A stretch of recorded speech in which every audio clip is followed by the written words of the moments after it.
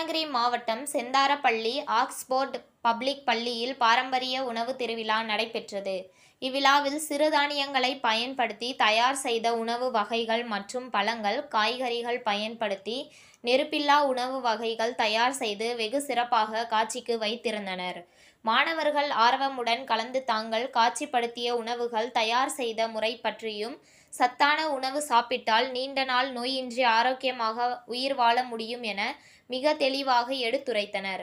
பள்ளி முதல்வர் மற்றும் ஆசிரியர்கள் வெகு சிறப்பாக நிகழ்ச்சி ஏற்பாடு செய்திருந்தனர்.